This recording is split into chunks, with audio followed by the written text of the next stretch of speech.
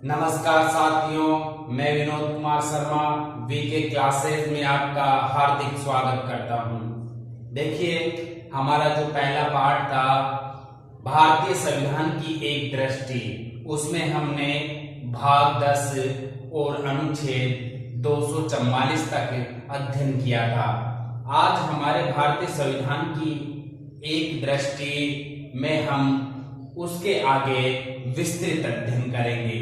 तो देखिए, हमारे एक संविधान की झलक इसमें देखिए, हमारे जो भाग नंबर 11, भाग नंबर 12 और भाग नंबर 13, ये तीनों भाग केंद्र और राज्य के संबंधों के बारे में चर्चा की गई है। तीनों भागों में तो हम बात करें भाग नंबर 11 के संदर्भ में, तो भाग नंबर 11 में अनुच्छेद 245 से लेकर के 263 तक केंद्र व राज्य के विधायी और प्रशासनिक कार्यों के संबंध में यहाँ पर उल्लेख किया गया है। तो हम बात करें भाग 11 में, तो भाग 11 में किसका उल्लेख किया गया है? केंद्र व राज्य के जो विधेय और प्रशासनिक संबंध है उनके बारे में यहाँ पर उल्लेख किया गया है। हम बात करें भाग 12 के संदर्भ में, हम बात करें भाग 12 के संदर्भ में, तो अनुच्छेद 364 से लेकर अनुच्छेद 264 से लेकर 301 तक, यानी कि यहाँ 263 समाप्त हुए।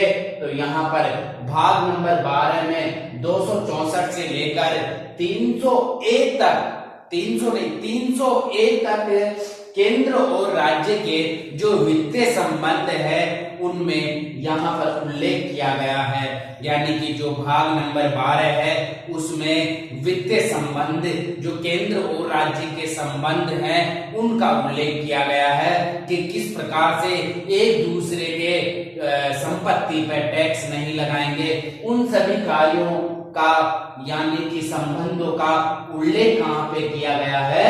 भाग नंबर 12।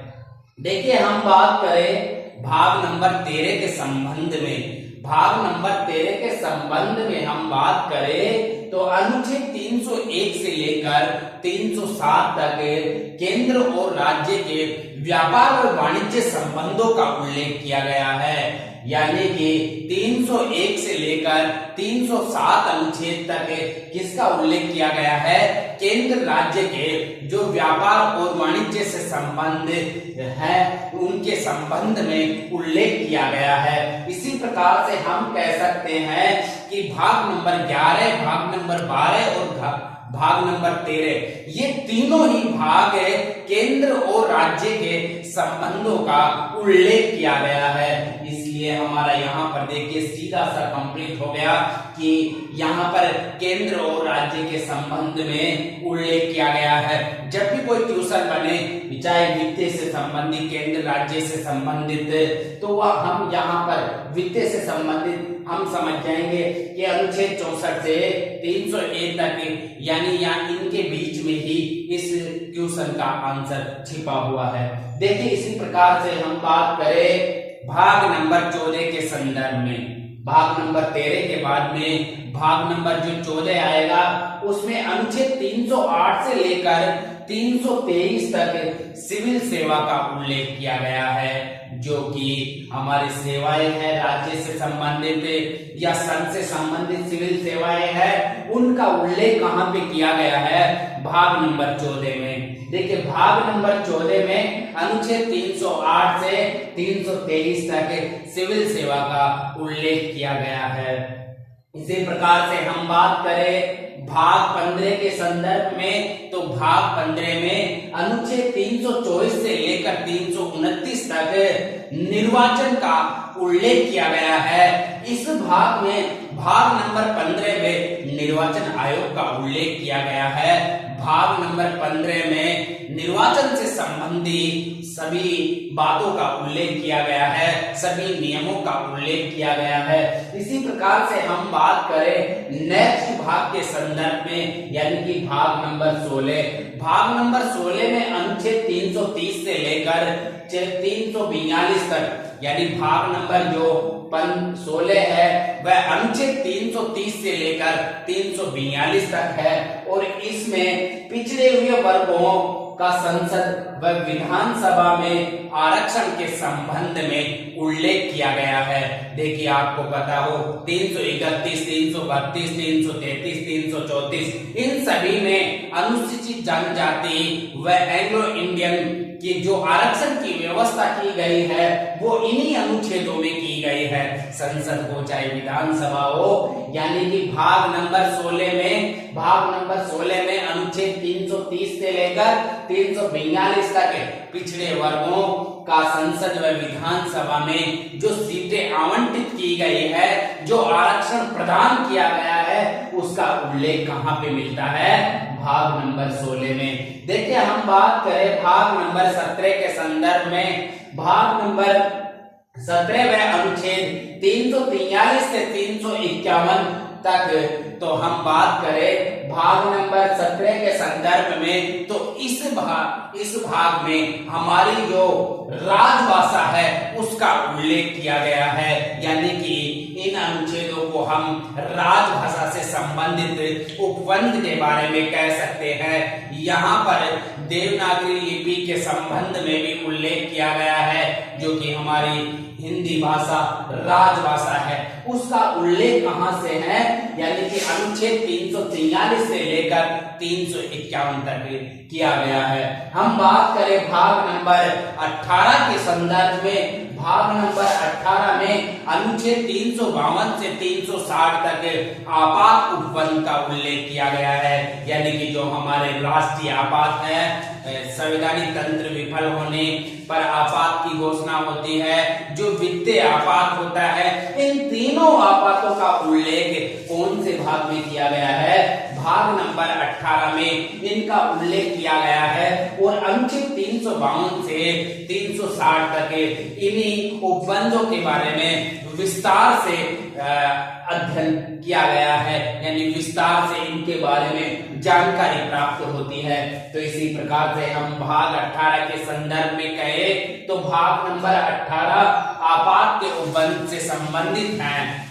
हम बात करें भाग नंबर 19, यानी कि भाग नंबर 19 के संबंध में हम बात करें तो अनुच्छेद 361 से लेकर 367 तक, यानी कि भाग नंबर जो 19 है वो अनुच्छेद 361 से 367 तक है, जिसमें प्रकीर्ण व विविध उपबंध के संबंध में है, यानी कि इसमें राष्ट्रपति व राज्यपाल पर पद पे रहते हुए जो मुकदमे नहीं, आपराधिक मुकदमे नहीं चल सकते, उन सभी का उल्लेख कहां पे किया गया है? अनुच्छेद 361 से 367 तक, यानी 365 में भी उल्लेख किया गया है कि 356 है उसका राज्य के संवैधानिक तंत्र विफल होने की अंतिम स्थिति में राष्ट्रपति शासन लगाया जाए, तो यानी कि प्रकीर्ण और विशेष उपबंध विविध उपबंध में इसका संबंध है। तो यानी कि ये कौन सा हमारा भाग हुआ संविधान का?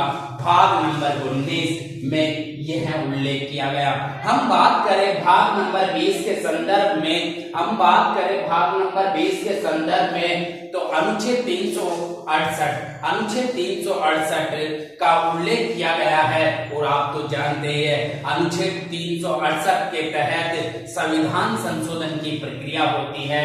यहाँ पर जो हमारा संविधान संशोधन है वह 2 प्रकार से होता है, उनके बारे में हम जब संविधान संशोधन के संबंध में पढ़ेंगे तो वहां पे विस्तार से अध्ययन करेंगे कि किस प्रकार से 2 प्रकार से संविधान संशोधन का उल्लेख किया गया है अनुच्छेद 368 में। देखिए, यानी कि संविधान संशोधन की जो प्रक्रिया है वह कौन से भाग में है? तो भाग नंबर 20 में संविधान संशोधन से संबंधित प्रक्रिया का उल्लेख किया गया है। हम बात करें भाग 21 के संदर्भ में, तो अनुच्छेद 369 से 392 तक उल्लेख किया गया है, यानी कि भाग नंबर 21 का अनुच्छेद 369 से लेकर 392 तक इसका उल्लेख किया गया है। इन अनुच्छेदों में राज्यों के बारे में विशेष उपवंश का उल्लेख किया गया है कि किस राज्यों को विशेष राज्य का दर्जा दिया गया है और किस स्थिति में विशेष राज्य का दर्जा दिया गया है। तो कुछ विशेष राज्यों के बारे में इन उपबंधों में उल्लेख किया गया है। तो अनुच्छेद हम 21 यानी भाग नंबर 21 व अनुच्छेद 369 से 392 तक का बात करें हम, तो विशेष राज्यों के संदर्भ में यहाँ पे उल्लेख मिलता है, जैसे कि कर्नाटक का मिलता है, यहाँ पर महाराष्ट्र का मिलता है। तो ऐसे ही 6-7 राज्यों का यहाँ पर विशेष उल्लेख किया गया है। अनुच्छेद 370 इसी में से अनुच्छेद 370 के अनुसार जो जम्मू कश्मीर को विशेष राज्य का दर्जा दिया गया था, उसको वर्तमान में हटा दिया गया है। तो ये भी आपको ध्यान में रखना है क्रम की दृष्टि से। देखिए, हम बात करें भाग नंबर 22 के संदर्भ में, तो अनुच्छेद 393 से लेकर 395 तक का जो भाग है वह भाग नंबर 22 है और यहाँ तक उल्लेख किया गया है, यानी कि इन अनुच्छेदों में उल्लेख किया गया है संक्षिप्त नाम और हिंदी का जो प्राधिकृत पाठ है।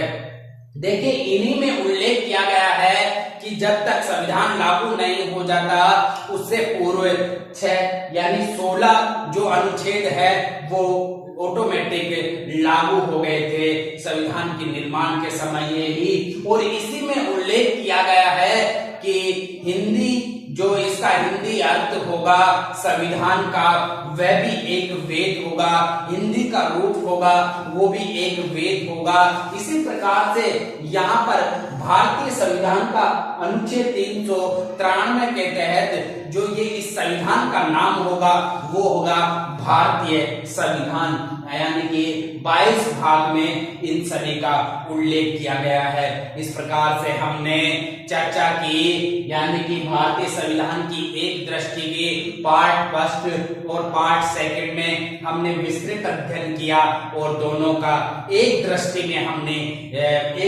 में देखा कि कौन सा अनुच्छेद कौन से भाग में है। हमें आसानी से पता चल जाता है कि आपात का उपबंध कौन सा है और कौन सा राष्ट्रपति से संबंधित, कार्यपालिका से संबंधित है, कौन सा केंद्र से संबंधित है, कौन सा राज्य से संबंधित है, कौन सा संविधान संशोधन से संबंधित है। इन सभी बातों का हमें इन्हीं भागों से और अनुच्छेदों से उल्लेख का पता चलता है। तो इसी प्रकार से हमने यहाँ पर संविधान का जो एक प्रारूप था उसके बारे में चर्चा की। जो हमारी नेक्स्ट चर्चा होगी वो अनुसूचियों के संदर्भ में होगी और संविधान का विस्तृत अध्ययन होगा। तो इसी प्रकार से हमारी कक्षाएं आगे भी चलती रहेगी और हमारा अगर आपको वीडियो पसंद आया तो लाइक कीजिए और इसे सब्सक्राइब कीजिए ताकि आपको नेक्स्ट वीडियो प्राप्त हो सके, और इसे अधिक से अधिक शेयर कीजिए ताकि और आपके साथियों को भी इसका फायदा मिल सके। नमस्कार, धन्यवाद।